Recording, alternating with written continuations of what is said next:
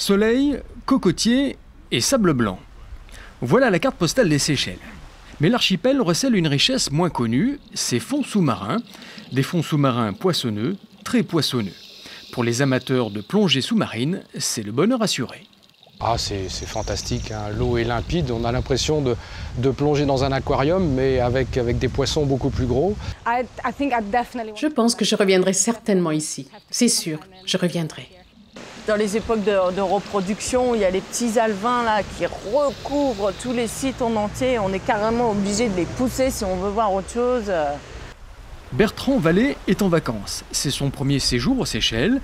Il est plongeur professionnel depuis 1986 pour les douanes françaises à Boulogne-sur-Mer. Alors les plongées dans la douane, c'est principalement pour rechercher des stupéfiants sous les coques de navires.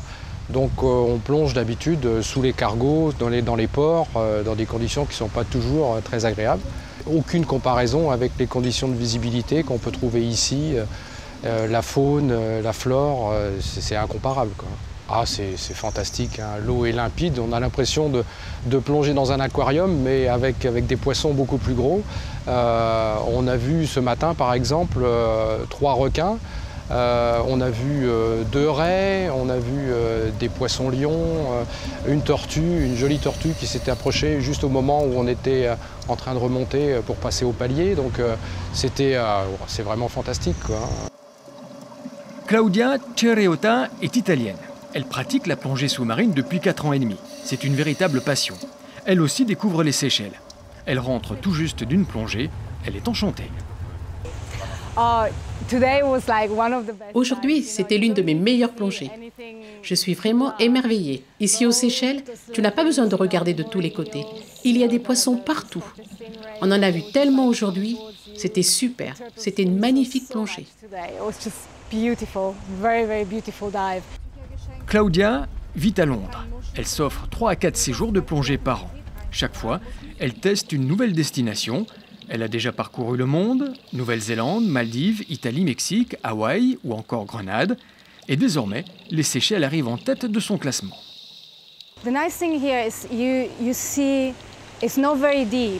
Il n'y a pas besoin ici de plonger très profond. Ainsi, tu peux rester plus longtemps sous l'eau et découvrir plus de choses. On voit de gros poissons et beaucoup de tortues. Or, ce qui est bien aussi, c'est que l'eau est très chaude et puis les lieux sont vraiment très beaux. Habituellement, je ne reviens pas plonger au même endroit, mais je reviendrai plonger aux Seychelles. C'est inscrit sur ma liste. Des choses à refaire l'an prochain, ça c'est sûr. Véronique Vanacor connaît très bien les Seychelles. Elle y vit depuis 20 ans. Monitrice de plongée, elle a créé son propre club. Elle l'a vendu en 2008 pour se consacrer exclusivement à sa passion, la réalisation de documentaires. Sa spécialité, la prise de vue sous-marine. Son plus beau souvenir, la rencontre avec les requins-baleines. Bon, c'est impressionnant de filmer le requin-baleine, par exemple, même si on sait qu'il se nourrit que de plancton. Au moment où il ouvre sa grande gueule là, pour happer le plancton, qu'on est devant avec la caméra, on a l'impression qu'on pourrait rentrer en entier dans sa gueule. Donc c'est un peu impressionnant, même donc, de savoir, en fait, d'être face à ce gros animal, même si on sait qu'il se nourrit que de plancton.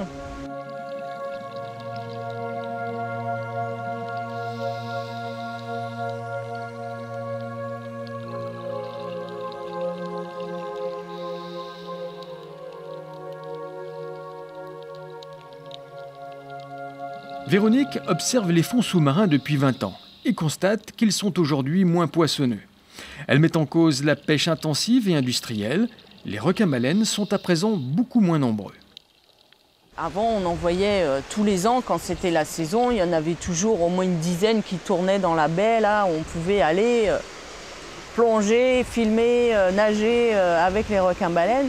Alors que là, ça fait 3 ans que moi, j'en ai pas vu. En discutant avec les dive masters dans les clubs de plongée, ils en ont rencontré un ici, un là-bas, mais c'est vraiment très rare. J'espère qu'ils ne sont pas tous passés, tous les ailerons de requin-baleine ne sont pas passés dans les assiettes des Japonais, hein. Les requins-baleines se font rares, mais la faune sous-marine reste riche et variée, comme le confirme Arnaud Vanacor, le frère, passionné lui aussi de plongée sous-marine. Il dirige un club depuis 9 ans. Ici aux Seychelles, il le garantit à ses clients, ils verront du poisson. On voit ici assurément toute la petite faune tropicale en abondance, c'est très riche. Le fait que la chasse au fusil soit défendue et la pose des filets la nuit aussi également joue énormément. Et donc ça, le petit, il y en a à profusion. Après, au niveau du gros, si nous sommes chanceux, on peut voir du requin, de la raie, du barracuda, du napoléon, perroquet à bosse. On peut voir des tortues également. Donc, mais ça dépend de notre bonne fortune, quoi. C'est rien de garanti à 100% pour le gros, quoi. On aimerait pouvoir, mais...